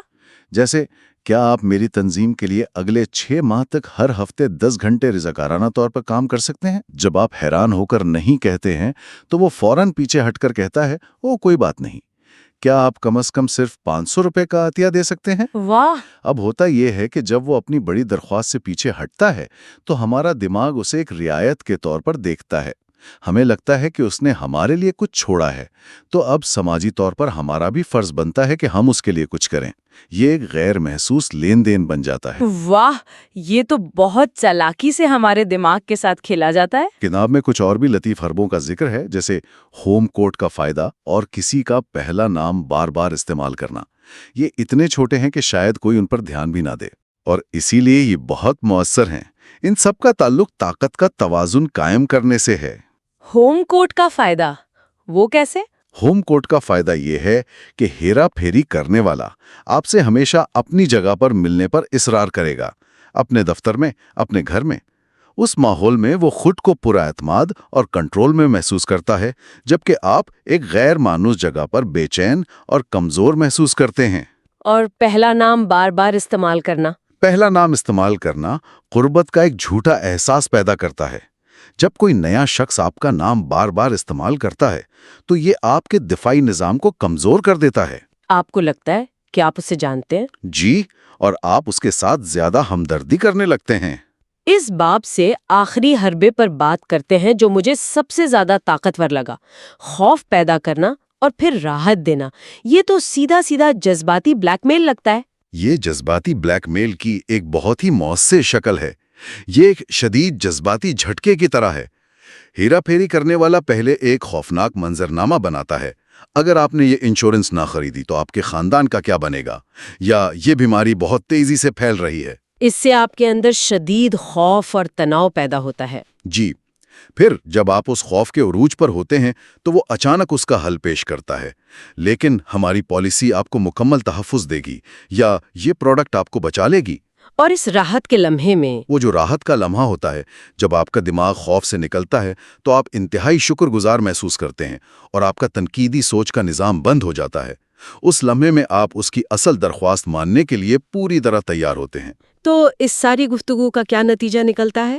ہم نے ہیرا پھیری کے کیا، کیوں اور کیسے پر گہری نظر ڈالی ہے۔ یہ صاف ہے کہ یہ حربے ہر جگہ موجود ہیں، بڑی سیاسی چالوں سے لے کر ہماری روزمرہ کی چھوٹی چھوٹی باتوں تک۔ بالکل، اور یہاں سب سے اہم سبق یہ ہے کہ بیداری ہی دفاع کی پہلی لائن ہے۔ یعنی مقصد ہر کسی پر شک کرنا نہیں ہے۔ نہیں، ہرگز نہیں۔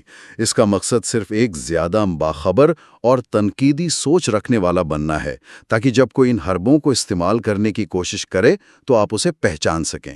جب آپ چال کو پہچان لیتے ہیں تو اس کا اثر ختم ہو جاتا ہے۔ آخر میں سامعین کے لیے ایک سوچ چھوڑتے ہیں۔ کتاب ہیرا پھیری اور قائل کرنے کے درمیان نیت، ایمانداری اور دوسرے شخص کے فائدے کی بنیاد پر ایک لکیر کھینچتی ہے، لیکن یہ دیکھتے ہوئے کہ انسان اپنے ارادوں کو جائز قرار دینے میں کتنا ماہر ہے، یہ لکیر واقعی کہاں کھینچی جاتی ہے؟ کس مقام پر کسی کو ان کے اپنے بھلے کے لیے قائل کرنے کی کوشش ایک غیر اخلاقی ہیرا پھیری بن جاتی ہے؟ اور سب سے بڑا سوال یہ ہے کہ یہ فیصلہ کرنے کا اختیار کس کے پاس ہے؟ بالکل۔ تو آئیے کتاب کے باب نمبر 9 سے آغاز کرتے ہیں، جس کا عنوان ہے کسی زیر اثر شخص کی مدد کیسے کی جائے۔ دلچسپ عنوان ہے۔ اس باب کی شروعات ایک بہت ہی حقیقی بات سے ہوتی ہے کہ ہم اپنی زندگی میں جوڑ توڑ کرنے والے لوگوں سے بچ نہیں سکتے۔ یہ تو سچ ہے۔ مصنف نے ان لوگوں کو 2 قسموں میں بانٹا ہے۔ ایک وہ جن سے آپ آسانی سے دور ہو سکتی ہیں، جیسے کوئی اجنبی یا کوئی سیلز پرسن۔ جی۔ لیکن دوسری قسم وہ ہے جس سے بچنا تقریباً ناممکن ہے، جیسے خاندان کے افراد، قریبی دوست یا باس۔ ہمارا فوکس آج اسی دوسری قسم پر ہے۔ اور جب آپ کسی ایسے شخص سے بھاگ نہیں سکتے تو پھر سب سے پہلا اور سب سے اہم قدم ہے اپنے جذبات پر قابو پانا۔ اچھا۔ جوڑ توڑ کرنے والے وہ ایک طرح کے ماہر نفسیات ہوتے ہیں۔ وہ جانتے ہیں کہ جب کوئی شخص خوف، غصے یا احساس جرم میں مبتلا ہوتا ہے تو اس کا دماغ عقلی طور پر کام کرنا چھوڑ دیتا ہے۔ صحیح۔ وہ اسی جذباتی کیفیت کا فائدہ اٹھا کر اپنی بات منواتے ہیں۔ کتاب میں اس کی ایک بہترین مثال دی گئی ہے۔ فرض کریں کوئی آپ پر دباؤ ڈال رہا ہے کہ ابھی اسی وقت کوئی فیصلہ کریں، جیسے کوئی سیلز پرسن کہے کہ یہ آفر بس آج کے لیے ہے، جی یا صرف 2 پیس باقی ہیں؟ بالکل، یہ جھوٹی عجلت پیدا کرنا ان کا آزمودہ حربہ ہے تاکہ آپ کو سوچنے کا موقع ہی نہ ملے۔ یہاں ایک بہت دلچسپ نقطہ یہ ہے کہ فیصلہ کرنا دماغ کا ایک انتظامی عمل ہے، مطلب ایگزیکٹو فنکشن، اچھا، یعنی سوچ سمجھ کر نفع نقصان دیکھ کر قدم اٹھانا۔ یہ کوئی جذباتی رد عمل نہیں ہے۔ تو جب کوئی آپ کو جذبات میں بہا کر فوری فیصلہ کرنے پر مجبور کرتا ہے تو وہ دراصل آپ کے دماغ کے عقلی حصے کو بائی پاس کر رہا ہوتا ہے۔ تو ایسی صورتحال میں کیا کرنا چاہیے؟ مصنف مشورہ دیتا ہے کہ ایسی صورتحال میں گراؤنڈنگ ٹیکنیک استعمال کریں، جیسے اگر آپ کا دل تیزی سے دھڑک رہا ہے تو آنکھیں بند کر کے اپنی ساری توجہ سانس پر یا دل کی دھڑکن پر مرکوز کر لیں۔ اس سے کیا ہوگا؟ اس سے آپ کا ذہن حال میں واپس آ جاتا ہے اور آپ جذبات کے ریلے میں بہنے سے بچ جاتے ہیں۔ واہ، اچھا، جذبات پر قابو پانے کے بعد اگلا قدم آتا ہے مضبوطی سے نہیں کہنا سیکھنا۔ یہ سننے میں تو بہت آسان لگتا ہے، لیکن اصل میں اتنا مشکل کیوں ہوتا ہے؟ یہ ایک بہت اچھا سوال ہے۔ اس کی جڑیں اکثر ہماری بچپن کی تربیت میں ہوتی ہیں۔ ہمیں اچھا بننا سکھایا جاتا ہے، دوسروں کو خوش رکھنا سکھایا جاتا ہے۔ ہاں، انکار کرنا خود غرضی لگتا ہے۔ بالکل، اور مینیپولیٹر اسی نفسیاتی کمزوری کا فائدہ اٹھاتے ہیں۔ وہ جانتے ہیں کہ آپ ہچکچائیں گی۔ کتاب کہتی ہے کہ میرا نہیں خیال کہ میں یہ کر پاؤں گی اور میں یہ نہیں کر سکتی، میں زمین آسمان کا فرق ہے۔ کیا فرق ہے؟ پہلا جملہ انہیں بحث کرنے اور آپ کا ذہن بدلنے کی دعوت دیتا ہے، جبکہ دوسرا جملہ وہ بات ختم کر دیتا ہے۔ اور صرف نہیں کہنا ہی کافی نہیں، اپنی بات پر قائم رہنا بھی ضروری ہے۔ میں نے اکثر دیکھا ہے کہ ایسے لوگ آپ کی بات کاٹ دیں گے یا فوراً موضوع بدل دیں گے۔ جی، وہ ہم جیسے الفاظ استعمال کریں گے، جیسے ہمیں یہ کرنا چاہیے، تاکہ ایسا لگے کہ وہ آپ کی طرف ہیں، جبکہ حقیقت میں وہ آپ کی نمائندگی خود کر رہے ہوتے ہیں۔ اس کا بہترین توڑ میں والے جملوں کا استعمال ہے۔ میں اس سے متفق نہیں ہوں، مجھے یہ منظور نہیں، میں ایسا نہیں کرنا چاہتی۔ یہ جملے آپ کی انفرادیت اور آپ کے موقف کو واضح کرتے ہیں۔ کتاب میں جوڑ توڑ کرنے والوں کو پہچاننے کے لیے کچھ بڑی دلچسپ علامات بتائی گئی ہیں۔ پہلی بات جو مجھے بہت اہم لگی وہ یہ ہے کہ وہ آپ سے معلومات نکلوائیں گے پر اپنے بارے میں کچھ نہیں بتائیں گے۔ بالکل، اور یہ ان کا پہلا ہتھیار ہے۔ وہ آپ کو بہت اہم محسوس کراتے ہیں کہ کوئی آپ کی زندگی میں اتنی دلچسپی لے رہا ہے، جبکہ حقیقت میں وہ آپ کی کمزوریوں کا ڈیٹا اکٹھا کر رہے ہوتے ہیں، تاکہ بعد میں اسے استعمال کر سکیں۔ جی، تاکہ اسے آپ کے خلاف استعمال کر سکیں۔ اور دوسری علامت ان کے قول و فعل میں تضاد، وعدے بڑے بڑے لیکن عمل صفر۔ اور جب اعتماد ختم ہونے لگتا ہے تو وہ اکثر تیسری اور سب سے خطرناک تکنیک استعمال کرتے ہیں، کھلا جھوٹ بولنا۔ وہ اتنی ڈکائی سے جھوٹ بولتے ہیں اور بار بار بولتے ہیں کہ آپ اپنی ہی یادداشت پر شک کرنے لگتی ہیں۔ جسے گیس لائٹنگ کہتے ہیں۔ یہ نام کہاں سے آیا ہے؟ بڑا دلچسپ ہے۔ یہ نام 1944 کی ایک فلم گیس لائٹ سے آیا ہے۔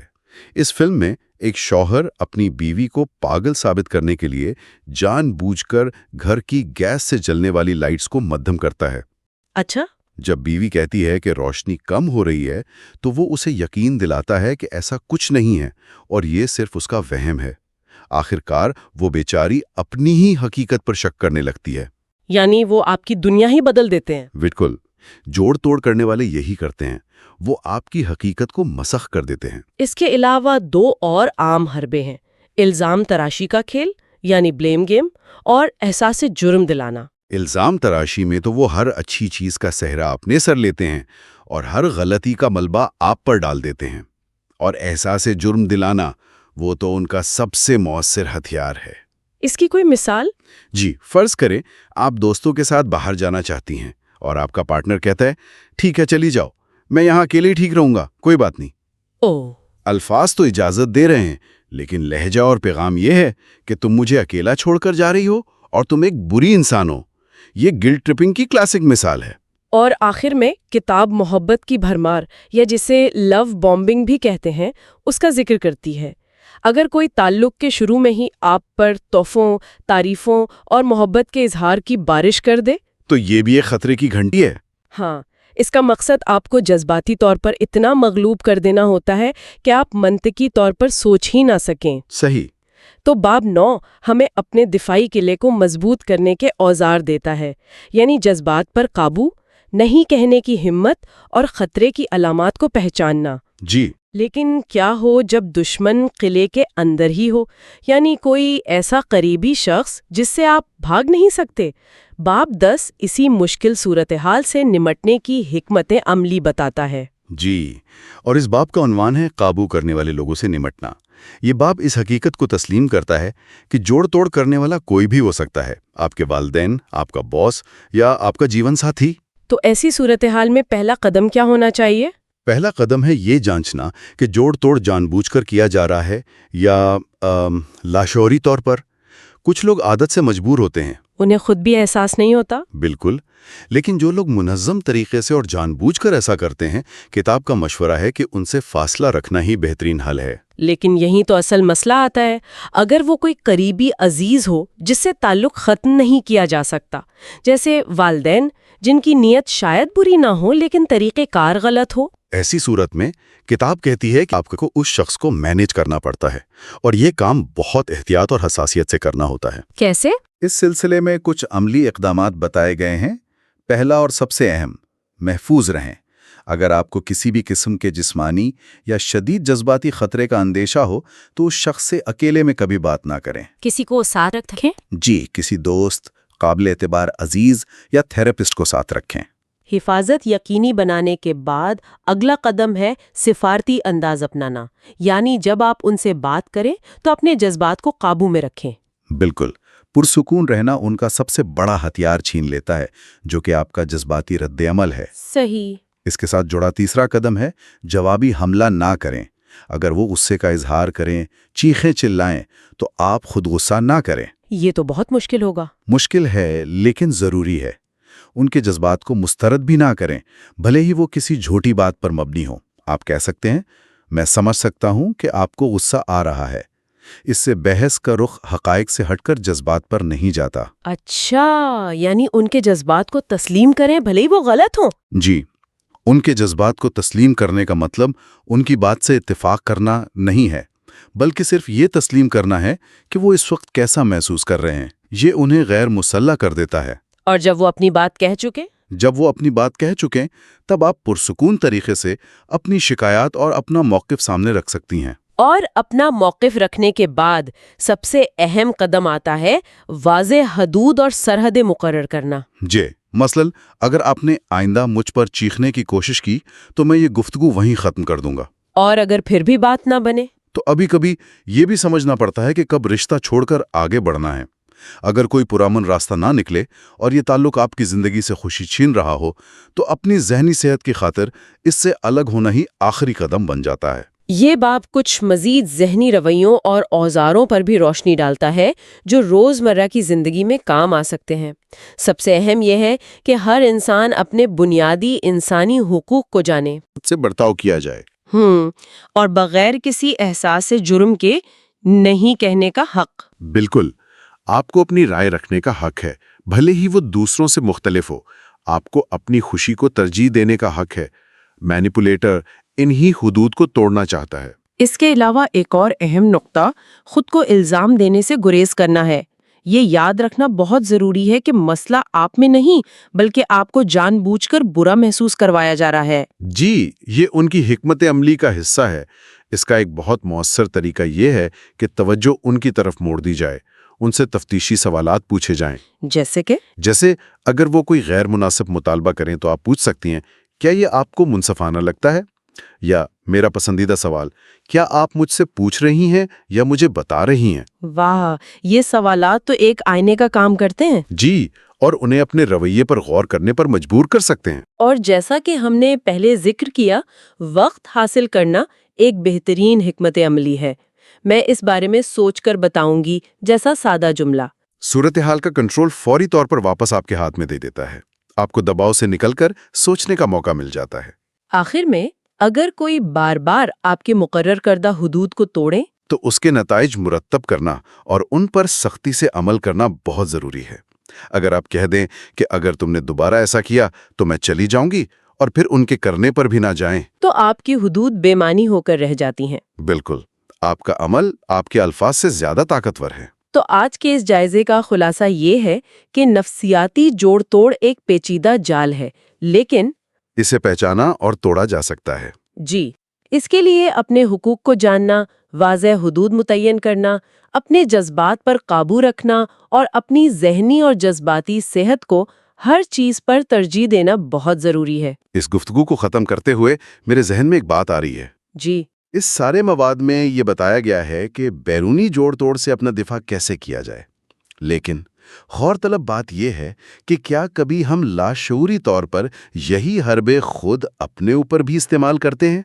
مطلب خود کو احساس جرم دلا کر کوئی کام کروانا یا جھوٹی عجلت کی بنیاد پر زندگی کے بڑے فیصلے کرنا، شاید اپنے اندر کے مینوپولیٹر کو پہچاننا اور اس پر قابو پانا ہی خود کے دفاع کی سب سے اعلیٰ اور مشکل ترین شکل ہے۔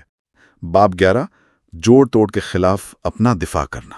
جی، اس باب کا آغاز ایک بہت ہی آپ کہیں طاقتور خیال سے ہوتا ہے کہ جوڑ توڑ تبھی کامیاب ہوتا ہے جب ہم اسے لاشعوری طور پر کام کرنے کی اجازت دیتے ہیں۔ یہ سن کر تھوڑا عجیب لگتا ہے نا؟ جی، ایسا لگتا ہے جیسے الزام ہم پر ہی آ رہا ہے، لیکن اس کا مطلب الزام لگانا نہیں ہے۔ اچھا، اس کا مطلب ہے طاقت واپس اپنے ہاتھ میں لینا۔ مصنف اسے ہپنوسس سے تشبیہ دیتا ہے۔ ہپنوسس سے؟ وہ کیسے؟ دیکھیں، کوئی آپ کو آپ کی مرضی کے خلاف ہپنوٹائز نہیں کر سکتا، یہ ہمیشہ سیلف ہپنوسس ہوتا ہے۔ اسی طرح جس لمحے آپ کو یہ احساس ہو جاتا ہے کہ آپ کے ساتھ جوڑ توڑ ہو رہا ہے، اس کا اثر ٹوٹنا شروع ہو جاتا ہے۔ آگاہی ہی اس زہر کا پہلا تریاک ہے۔ تو یہ آگاہی آتی کہاں سے ہے؟ کتاب کے مطابق پہلا دفاعی قدم ہے خود کی واضح پہچان قائم کرنا۔ بالکل، یعنی یہ جاننا کہ میں کون ہوں، میری ضرورتیں کیا ہیں، میری پسند کیا ہے۔ مجھے یہ بات بہت اہم لگی کہ اپنی ضروریات کو پہچاننا خود غرضی نہیں ہے۔ نہیں، بالکل نہیں۔ خود غرضی تو یہ ہے کہ آپ دوسروں سے توقع رکھیں کہ وہ آپ کی ہر خواہش پوری کریں۔ صحیح۔ اور جب آپ اپنی پہچان کو سمجھ لیتے ہیں تو دوسرا قدم قدرتی طور پر سامنے آتا ہے۔ یہ ہے۔ دوسروں کی ناراضگی کے باوجود نہیں کہنا۔ اچھا۔ دیکھیں، جوڑ توڑ کرنے والے جانتے ہیں کہ زیادہ تر لوگ دوسروں کو مایوس کرنے سے گھبراتے ہیں۔ وہ اسی گھبراہٹ کو ایک ہتھیار کے طور پر استعمال کرتے ہیں۔ وہ آپ کو احساس جرم دلائیں گے، آپ کو خود غرض کہیں گے۔ جی، لیکن ایک صحت مند ذہنیت والا شخص سمجھتا ہے کہ ہر کسی کو خوش نہیں کیا جا سکتا۔ ایک مضبوط نہیں ان کی پوری عمارت کو ہلا سکتا ہے۔ لیکن نہیں کہنا اتنا آسان نہیں ہوتا، خاص طور پر ہمارے معاشرے میں جہاں انکار کو اکثر بدتمیزی سمجھا جاتا ہے۔ یہ بہت اہم نکتہ ہے۔ کتاب براہ راست ثقافتی پہلو پر بات تو نہیں کرتی، لیکن اس کا فلسفہ یہ ہے کہ آپ کی ذہنی صحت سب سے پہلے ہے۔ تو پھر حل کیا ہے؟ حل یہ نہیں کہ آپ جارحانہ انداز میں انکار کریں، بلکہ پرسکون اور مضبوطی سے اپنی حد واضح کریں۔ آپ کو لمبی چوڑی وضاحتیں دینے کی ضرورت ہی نہیں ہے۔ صرف ایک سادہ سا جملہ جیسے میں یہ نہیں کر سکتی، جی، یا یہ میرے لیے ممکن نہیں۔ بس یاد رکھیں، جو آپ کی سچی قدر کرتا ہے وہ آپ کی حدود کا احترام بھی کرے گا، اور جو نہیں کرتا وہ شاید ویسے بھی آپ کے لیے صحیح نہیں ہے۔ ہاں، یہ بات تو سمجھ میں آتی ہے۔ کتاب میں ایک اور بہت عملی حکمت عملی کا ذکر ہے، بات چیت کی ڈائری رکھنا۔ یہ سننے میں تھوڑا عجیب لگتا ہے، لیکن یہ بہت مؤثر ہے۔ مثال کے طور پر، اگر آپ کا کوئی دوست ہمیشہ آپ سے پیسے ادھار مانگتا ہے اور ہر بار ایک جذباتی کہانی سناتا ہے، تو آپ لکھنا شروع کر دیں۔ جیسے پیر کو والدہ کی بیماری کا ذکر 5,000 لیے۔ بالکل، جمعہ کو نوکری کا مسئلہ 3,000 لیے۔ ایک مہینے بعد جب آپ یہ ڈائری دیکھیں گے تو کہانیوں کا جذباتی اثر ختم ہو چکا ہوگا اور صرف ایک واضح پیٹرن نظر آئے گا۔ اور وہ پیٹرن ہے پیسوں کا مطالبہ۔ جی، یہ ڈائری آپ کے جذبات کو حقائق سے الگ کرنے میں مدد دیتی ہے۔ اور جب یہ پیٹرن واضح ہو جائے تو شاید اگلا قدم ہے جوڑ توڑ کرنے والے کا سامنا کرنا، لیکن یہ قدم خطرناک بھی ہو سکتا ہے۔ بہت زیادہ، کیونکہ جب آپ ان کا سامنا کرتے ہیں تو وہ شاذ و نادر ہی اپنی غلطی مانتے ہیں، وہ فوراً دفاعی پوزیشن میں چلے جاتے ہیں۔ جیسے کوئی جادوگر توجہ بھٹکاتا ہے۔ بالکل وہی، وہ یا تو مظلوم بن جائیں گے، تم ہمیشہ مجھ پر الزام لگاتی ہو، یا موضوع بدل دیں گے، یا الزام کسی اور پہ ڈال دیں۔ جی، اس لیے اگر آپ سامنا کرنے کا فیصلہ کرتے ہیں تو اپنی بات پر مضبوطی سے قائم رہنا بہت بہت ضروری ہے۔ اچھا، یہ والی حکمت عملی مجھے بہت دلچسپ لگی. ایک طرح کا نفسیاتی جوڈو ہے. کتاب کہتی ہے کہ توجہ خود سے ہٹا کر جوڑ توڑ کرنے والے پر مرکوز کر دیں. جی، یہ بہت طاقتور تکنیک ہے. کیسے؟ جب کوئی آپ سے غیر مناسب درخواست کرے تو بس ان سے پوچھیں، کیا آپ کو لگتا ہے کہ یہ درخواست مناسب ہے؟ اچھا. یا اس سے مجھے کیا فائدہ ہوگا؟ یا سیدھا سوال، کیا آپ مجھ سے یہ کرنے کو کہہ رہے ہیں تاکہ آپ کو فائدہ ہو؟ تو یہ سوالات ایک آئینے کا کام کرتے ہیں. بالکل. یہ ان کے ارادوں کو ان کے اپنے سامنے بے نقاب کر دیتے ہیں اور انہیں اپنی حرکتوں کا جواز پیش کرنے پر مجبور کرتے ہیں، جو وہ اکثر نہیں کر پاتے. یہ تو فوری دفاعی حکمت عملیوں کی بات ہوئی. طویل مدتی دفاع کے لیے کتاب کچھ اور نکات بھی بتاتی ہے، جیسے اپنا ایجنڈا چلانا اور کامیاب ہونا. جی، کیونکہ آپ کی کامیابی خود ہی انہیں پیچھے دھکیل دیتی ہے، اور اس کے ساتھ ہی جذباتی طور پر نہ الجھنا بھی بہت اہم ہے. یعنی اپنی حدود قائم کریں اور ان پر سختی سے قائم رہیں. جی، اور ایک بہت ہی کارآمد حربہ ہے، ڈرامے کو ہوا نہ دینا. یہ کیا مطلب ہوا؟ دیکھیں، جوڑ توڑ کرنے والے آپ کے جذباتی رد عمل پر زندہ رہتے ہیں. اگر کوئی آپ سے بحث کرنے کی کوشش کرے اور آپ سکون سے کہہ دیں شاید آپ ٹھیک کہہ رہے ہیں، تو آپ ان سے ان کا سب سے بڑا ہتھیار چھین لیتے ہیں. اچھا، کیونکہ ان کی ساری توانائی ہمارے رد عمل پر منحصر ہوتی ہے. بالکل، اور آپ وہ رد عمل دینے سے انکار کر دیتے ہیں. اور ان سب میں کتاب کے مطابق سب سے مؤثر حکمت عملی کیا ہے؟ مکمل گریز.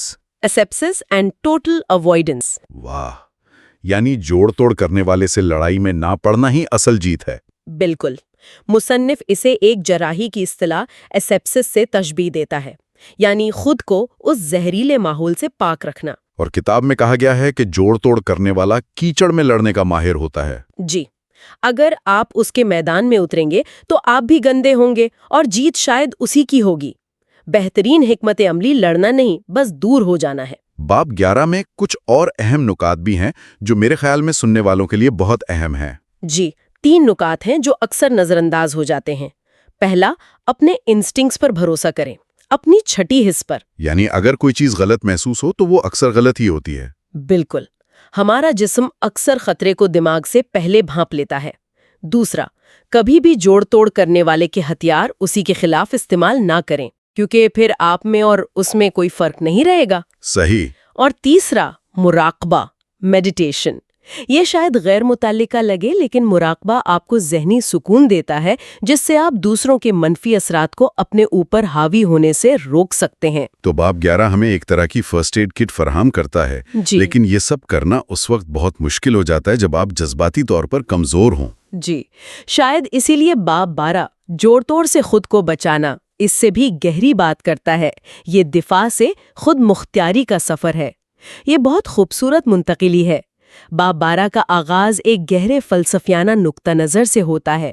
وہ یہ کہ جوڑ توڑ کائنات کے بنیادی اصولوں جیسے سچائی اور شفافیت کے خلاف ہے. اچھا. اس لیے طویل مدت میں یہ ہمیشہ ناکام ہوتا ہے. یہ سوچ ایک امید دیتی ہے کہ اگر آپ سچائی پر قائم رہیں تو بالآخر آپ ہی مضبوط رہیں گے. اور اس فلسفے کو عملی جامہ پہنانے کے لیے بھی کچھ تکنیکیں بتائی گئی ہیں. جی. پہلی تو وہی ہے اپنے جذبات کو سنیں. جی، اگر پیٹ میں مروڑ اٹھیں یا دل بے چین ہو تو یہ ایک سگنل ہے.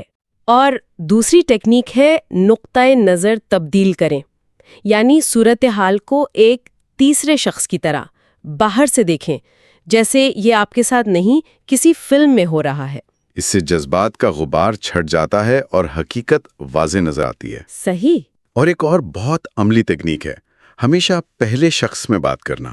جوڑ توڑ کرنے والے اکثر مبہم زبان استعمال کرتے ہیں. وہ کہیں گے کچھ لوگوں کا خیال ہے یا سب یہی کہتے ہیں. جی، ان سے براہ راست پوچھیں آپ کیا سوچتے ہیں.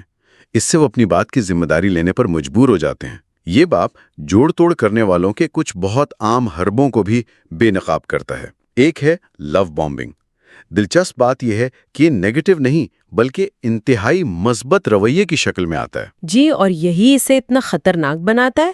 جوڑ توڑ کرنے والا شروع میں آپ کو اتنی محبت، تعریفیں اور توجہ دیتا ہے کہ آپ کو لگتا ہے کہ آپ کو اپنی زندگی کا بہترین انسان مل گیا ہے. یہ سب ایک جال ہوتا ہے. بالکل، تاکہ آپ جذباتی طور پر ان پر مکمل انحصار کرنے لگیں.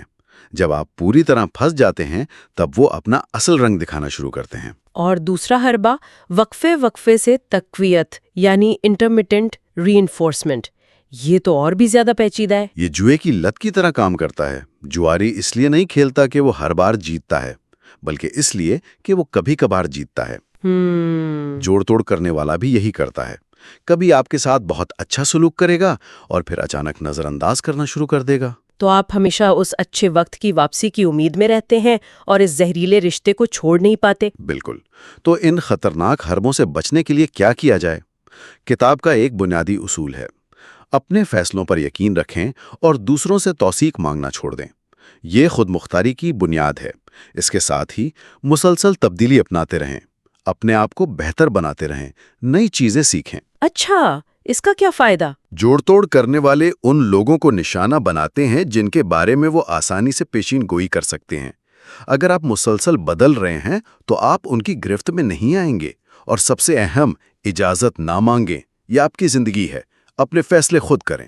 اور ایک بہت گہری بات جو اس باب میں کہی گئی ہے وہ ہے مقصد بنانا۔ جی، جن لوگوں کی زندگی کا کوئی واضح مقصد ہوتا ہے انہیں بہکانا بہت مشکل ہوتا ہے، کیونکہ وہ اپنے راستے پر مرکوز ہوتے ہیں۔ جی، ان کا مقصد ان کے لیے ڈھال کا کام کرتا ہے جو انہیں جذباتی حملوں سے محفوظ رکھتا ہے۔ یہ سب تو بہت اچھا ہے، لیکن ان لوگوں کا کیا کریں جن سے ہم مکمل طور پر بچ نہیں سکتے، جیسے خاندان کے کچھ افراد یا دفتر کے ساتھی؟ اس کے لیے کتاب کچھ بہت عملی مشورے دیتی ہے۔ پہلا ہے ذہنی فاصلہ قائم کرنا۔ اس کا کیا مطلب ہے؟ اس کا مطلب یہ نہیں کہ آپ ان سے بات کرنا چھوڑ دیں، بلکہ یہ کہ آپ ان سے اپنی جذباتی توقعات بدل لیں۔ ان سے مشورہ، تعریف یا توثیق لینا چھوڑ دیں۔ ان کی باتوں کو دل پر نہ لیں۔ بالکل۔ دوسرا، وقت کی حد مقرر کریں۔ اگر آپ کو ان کے ساتھ وقت گزارنا ہی ہے تو پہلے سے طے کر لیں کہ آپ صرف 15 منٹ ان کے ساتھ رہیں گے۔ اور تیسرا، ان کے رویے کو نظر انداز کریں۔ ان کی ہر منفی بات کو درست کرنے کی کوشش نہ کریں، کیونکہ یہ بحث انہیں آپ پر مزید کنٹرول دیتی ہے۔ کبھی کبھی خاموشی بہترین جواب ہوتی ہے۔ اور آخر میں کتاب ایک مضبوط ذہنیت بنانے پر زور دیتی ہے۔ اس کے لیے چند آخری نکات ہیں۔ پہلا، اپنے حقوق کو جانیں۔ آپ کو عزت پانے کا، اپنی رائے رکھنے کا اور نہیں کہنے کا پورا حق ہے۔ جی۔ اور دوسرا، خود پر الزام نہ لگائیں۔ مسئلہ آپ نہیں بلکہ جوڑ توڑ کرنے والے کا رویہ ہے۔ بالکل۔ اور اس کے ساتھ ہی پازیٹیو سیلف ٹاک کی عادت ڈالیں۔ دن بھر خود کو یاد دلائیں کہ آپ قابل ہیں، آپ مضبوط ہیں۔ یہ آپ کی خود اعتمادی کو اندر سے مضبوط کرتا ہے۔ جی، اور آخری لیکن سب سے اہم قدم، زہریلے رشتوں کو چھوڑنا۔ یہ تسلیم کرنا کہ کوئی رشتہ زہریلا ہے، اس سے نکلنے کا پہلا اور سب سے ضروری قدم ہے۔ تو اس ساری گفتگو کا نچوڑ یہ نہیں کہ دنیا میں برے لوگ ہیں، بلکہ یہ ہے کہ ہمارے اندر ان سے نمٹنے کی طاقت موجود ہے۔ بالکل۔ یہ کتاب صرف خطرات کی نشاندہی نہیں کرتی، بلکہ ہمیں اپنی طاقت کا احساس دلاتی ہے۔ کیری نکات وہی ہیں: خود آگاہی، واضح حدود، حربوں کو پہچاننا اور جذباتی طور پر خود مختار رہنا۔ جی، اور یہ حکمت عملیاں صرف دفاع نہیں ہے، یہ ایک صحت مند، بااختیار اور باوقار زندگی گزارنے کے بنیادی اصول ہیں۔ یہ صرف خود کو بچانے کا عمل نہیں بلکہ خود کو بنانے کا عمل ہے۔ بہت خوب۔ تو اس ساری گفتگو کے بعد سننے والوں کے لیے ایک آخری خیال یہ ہے: ان تمام دفاعی طریقوں میں سے وہ کون سا ایک طریقہ ہے جو اپنے لیے سب سے مشکل لگتا ہے، اور اس پر عمل درآمد کرنے کے لیے وہ پہلا سب سے چھوٹا قدم کیا ہو سکتا ہے جو آج اٹھایا جا سکتا ہے؟ کیونکہ یہ جاننا کہ کیا کرنا ہے اور اسے حقیقت میں کرنا، یہ دو الگ چیزیں ہیں۔ اس جاننے اور کرنے کے درمیان جو خلا ہے اسے کیسے پر کیا جا سکتا ہے؟ اچھا، تو دوستو، بس یہ تھی آج کی ویڈیو۔ یہاں پہ اب اس کا اختتام کرتے ہیں۔ اگر آپ کو یہ ویڈیو پسند آئی ہو تو لائک ضرور کریں، اپنے دوستوں کے ساتھ شیئر کریں، اور علم کا ساتھی کو سبسکرائب کرنا نہ بھولیں۔ تعلیم کا آپ کا ہم سفر۔ نئے ویڈیوز کے لیے بیل آئیکن بھی دبا دیں تاکہ کوئی بھی علم بھری بات آپ تک سب سے پہلے پہنچے۔ ملتے ہیں اگلے ویڈیو میں، تب تک کے لیے اللہ حافظ۔